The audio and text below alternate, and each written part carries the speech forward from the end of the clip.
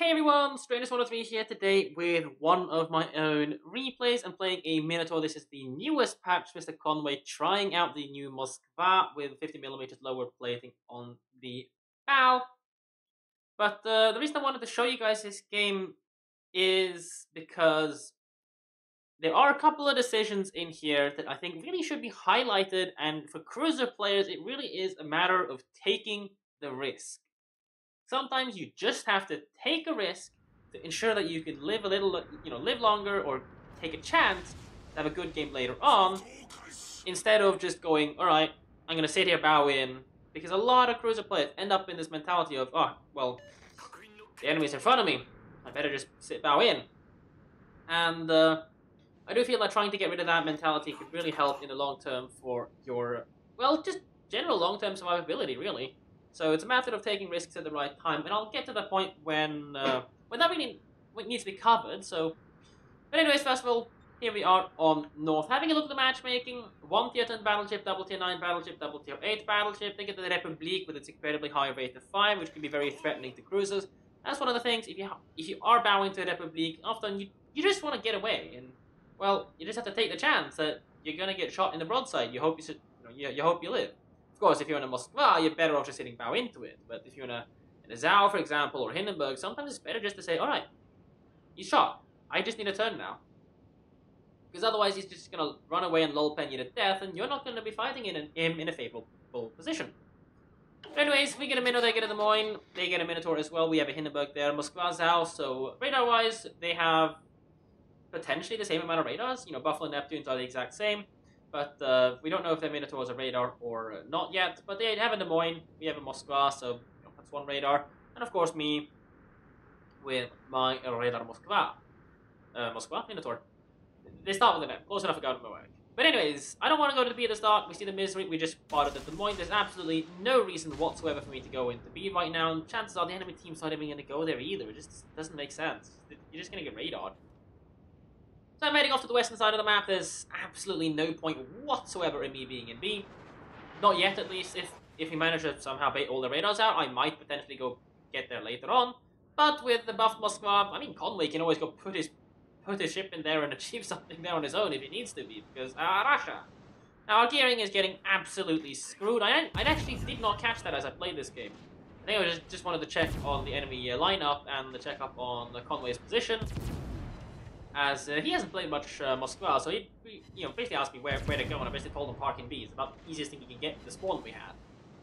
So he's telling me that he just got radar by something over there. In hindsight, it probably was the Des Moines or Minotaur. Actually, I don't think the Misery did so. But regardless, I'm heading back towards B, getting shot by some kind of HE across the island, probably the Des Moines. So kind of think to myself, can I cap B? I don't really think so. But Conway gets a shot on the Neptune broadside. It's going to take a third of his health off, I think. There you go, it's a third of his health gone. So good shot by there, but unfortunately our gearing gets Yue Yang, so he's dead. A little bit awkward, we still have a shimmy left, but I'm quickly coming to the realization that going to B is still going to be a waste of my effort. They might start pushing behind us, and we need to be able to contest at least one side of the map. The enemy Turpets took a hefty punishing from our shimmy, which is very, very good. So I decided to myself, you know, I'm going to go to the western side of the map. I'm going to try to clean up the Buffalo, clean up the Zao. These are the Zao T93 M3s. They're really good torpedoes. But, actually, I'm not sure. Oh, those are gearing torps, I think. But I read, yeah, those are gearing torps. I actually registered that as Zao torpedoes, so I failed to realize that the gearing actually crossed from somewhere over there, crossed here, and is actually now in the cap. So I'm thinking, yeah, it's the Buffalo in the cap. But what I'm failing to realize is that, well, there's a smoke screen there, and Buffaloes don't have smoke screens. So, you know, obviously that has to be the gearing there, right? But I failed to recognize that during the game, which is my mistake. But in like 5-6 seconds, I'm actually going to catch the gearing in my radar, and all of a sudden, now we're in trouble. Well, we're not in trouble, but we need to consider our position. And there we go. Finally, look. Oh, hold on a moment. There's a smoke. Oh, there's the gearing. So unfortunately, we're not actually going to be able to get the full reset on the cap. I mostly wanted to radar out the Buffalo just to make sure our guys can shoot him, because I figured he was going invisible, but the shimmies decided that, hey, you know, I'm going to get close, so the Buffalo would have been perma-spotted anyways. But now with the gearing in the position, all of a sudden there's a little bit more pressure to start getting something done. Our team's kind of blopping up in a bit of a ranked-like position. Everyone blobbing up behind there. Zhao plane's going to spot me. Been unfortunate, but we do catch the Zhao. Someone catches the Zhao in return. Probably the Yoshimi temporarily. But I'm going to lock myself into this capture zone. Another plane comes in, which is, again, a little bit annoying because up until this point where the first plane spotted me, they didn't actually know exactly where I was. So, I mean, the Buffalo and Gearing probably figured out that, hold on, something with the radar is coming, and the Moskva is definitely spotted, so it ain't going to be him, which means that there's only really two other ships, the two, the Missouris, or the Minotaur. And the Missouris are spotted over there. One's even going there, but I'm not sure if he's spotted or not, but he probably figured out that, hold on, something's here. And now, this is the point I would like you to pause the video. If the correct move to make isn't obvious to you, with Zhao, Buffalo, and Gearing's current location being known, Turbot is rather low HP heading away. What is the correct move to make? There, in my opinion, is only one. So if you don't know, pause the video, think about it. Take some time, write it in the comment section down below what you guys think the right move to make here is. In my opinion, there is only one. Let's play it full speed. And that is, oh crap, Gearing's going to rush and torp me. I just got hydroed. No more reversing. Engines ahead flank. Move.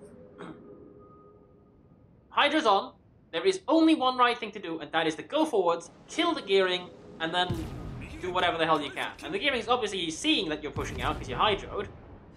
So there we go. But it doesn't really matter. The Gearing cannot be in a position like that and expect to live.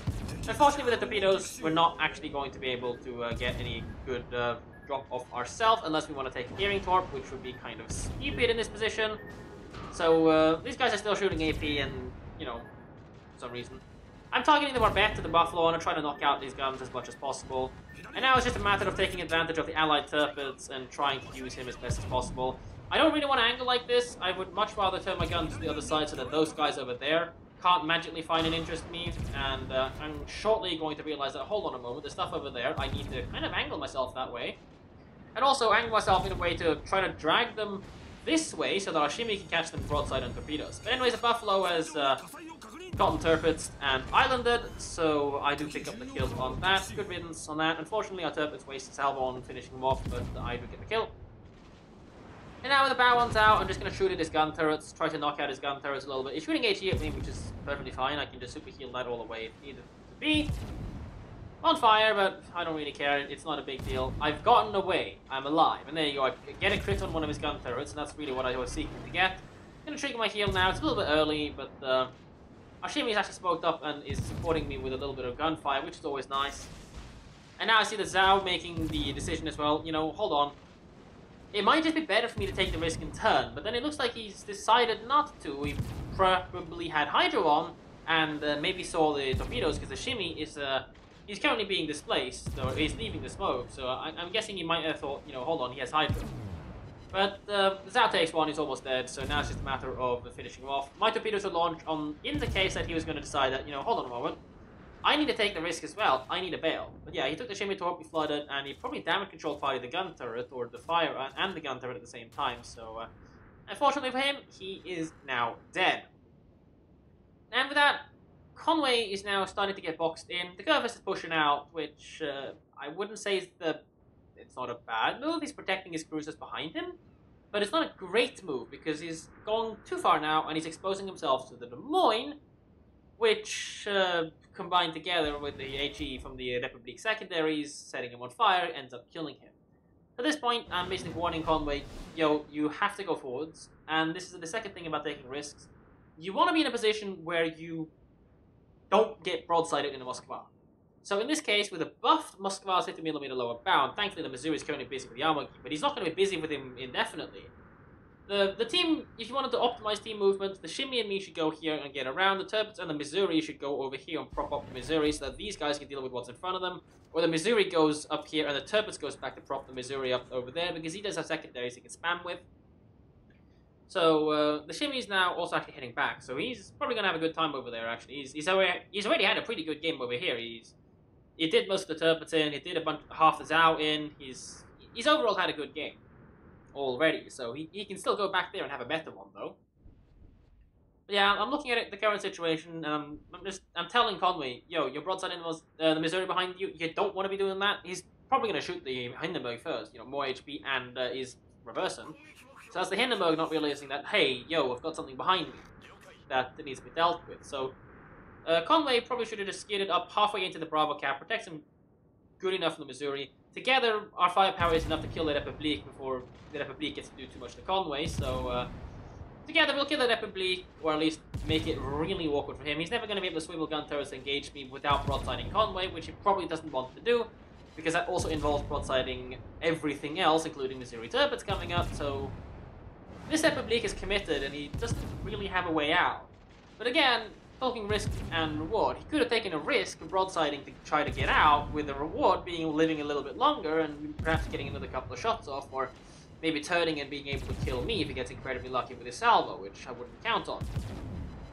But at this point, he's going to feed me whatever damage he's going to feed me. Unfortunately, my shots aren't really dealing the greatest amount of damage, so I'm not really sure if it's my aim being horrible or just the 30mm of armor that's trolling, or the 32 that's trolling me right now, but that one was pretty good, 3.6, and the next salvo that's landing is about to take him out, which is very good.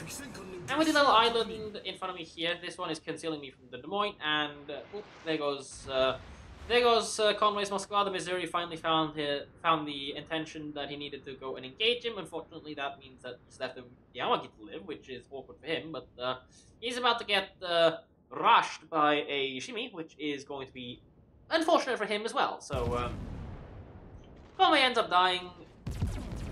Could he have gone away with it? I wouldn't really say so, because he'd still be exposed to the Missouri, so, you know, even if he'd gone forwards, but, you know, the Des Moines couldn't really rush. I mean, he could try, but if he rushed, then together, this lob of battleships that's coming around here, together with me, if the Des Moines had tried to rush Conway, it might at worst have been a trade, but the enemy Des Moines minnow would have definitely been killed in the process. But Ashimi does trade down the our Moskva, Conway's life for the enemy's Missouri, so that works out fine. And our Missouri deletes the enemy's Minotaur, caught broadside in a bad position. Trying to put his smoke screen up, but it wouldn't really have changed anything. He would never actually been permitted to sit there inside of the smoke screen. So not with the Missouri and me with radar available, and the Hindenburg could always push out and be able to surface spot him in the 5-5 smoke penalty anyways. Now we're just going to poke the enemy's Des Moines. The game's currently, with the enemy Missouri gone, it was a very healthy target, and Arshimi trades it down for absolutely no health loss whatsoever. I'm on a radar, I'm not sure if our Missouri is in range. I thought he might not be in range, but in hindsight I think he actually is. So I end up using my radar, but hey, we're able to deal damage to Des Moines. He decides to counter radar me right now. I do not mind a bit at all, because he cannot possibly shoot me. I can maybe clip a superstructure with that salvo, but any subsequent salvos are not going to achieve anything. And there you go, we're just reshaping the island a little bit. I wish you could do that. You know, with a battleship, you just shoot the tip of the island away, and eventually you shoot the island away so you can shoot through it. That'd be funny. But with the health bars that our battleships have, that Des Moines ain't gonna last. And with that, I think our game is pretty much secured, because we have battleships, we have a healthy enough minnow, we have a destroyer. Sure, they have one as well, but we still have a fair amount of health. They don't, so we've got the sustain. They just don't have anything to contest now. I say that my radar is off in case the Missouri wants to radar the Des Moines. I'm not actually sure, but I think the Des Moines isn't inside of the smoke screen, so I think he's just going to remain permanently spotted at this point anyways. And that means that he's very soon going to find himself in a rapid acceleration with a downward motion. But North Carolina is turning back to help, which means he's going to give a little bit of a poor angle so I can poke him a little bit of damage. It's not great, not with half of them going into the island at least. But yeah. Mine goes down to the turpets, main gun salvo does actually eliminate him, and now I'm just trying to shoot. Nancy should be just plowing it ahead as fast as he can forwards, really. But me being spotted here, still spotted here, means that we know the Yue Yang is somewhere ahead of me. Unfortunately, no radar, so I should just pop my hydro. Yep, and there we go. Spot him, so that definitely is the, pop hydro Q. Poking for a couple of salvos here, but Ashimi is actually going to land a torpedo on him, taking him down. Lands one on the North Carolina as well. But he had a damage control party up, so unfortunately, the Shimmy, I don't think he's actually going to be able to pick up his Kraken. A bit unfortunate for him, because he just got his, he just got his high caliber as well, which kind of feels bad for him, because he had a very good game there. But yeah, that really covers this game. I don't have the post-battle results screens, unfortunately, but I mean, it wasn't really a great game in that sense. I just wanted to highlight the idea of taking the risk to show your broadside at a potentially inopportune moment. If the Buffalo and the Zao had been ready, they could easily have punished me, but they weren't ready, and that's just the risk I had to take because if I just sat there, the gear is just going to run into my face, torpedo me off the face of the earth. I die, game over. So that would not have been really fun. I would die, the western flank would collapse, Conway would now be caught in a broadside, so I had to take the risk of just running out, colonizing the gearing, and doing whatever damage I could, and it ended up paying off. Now, of course, I'm not saying every time you're going to do that, it's going to pay off. It absolutely isn't. However, what are the other outcomes of this that are likely to occur? Well, they sit behind the island, you sit behind the island, so nothing happens. You still lose, you don't have the cap, you're not getting the points, the enemy team's building control, they're killing your middle group, the middle group is about to get flanked, you don't win. Alright, you'll get to sit there for a bit though. Second option, you sit there, they rush you, you die, game over, GG. And the third option is to try to reverse your way out of it, you get shot in the tail, you still die, game over. And the fourth option is in my opinion, the only correct option. So if you answered to go forwards and rush, there's a 50-50 you die, but there's a 100% chance you kill the gearing. Well, okay, there's an 80% chance you kill the gearing, so you trade down one of their destroyers, and you get to poke the enemy ships a little bit. If they're competent, they'll probably take half your health off in the broadside, but they weren't ready for it, which is the second thing. The longer you sit there, they're going to be sitting there with AP going, come and get it, come and get it. But at that point, they didn't actually get AP loaded, so I don't think anything got to shoot until I was completely safe. And at that point, well, I was completely safe, so it didn't really matter. So yes, did I get lucky? Of course I got lucky. I could have died, but I was going to die regardless of what I do there. So it really was a question of what I can do that makes the most use of my position, my ship, and to give the enemy the least chance and possibility and time to react. And definitely, in my opinion, the only correct move was to rush forwards there the moment one of them triggered Hydro and spotted me. Yeah, I hope you guys enjoyed this little tactical highlight, I guess. Hope you enjoyed it. Take care, and I will catch you guys in the next one. Over the weekend, I'll try to stream as much as I can, by the way. But take care, guys, and I'll see you guys perhaps tomorrow. Bye.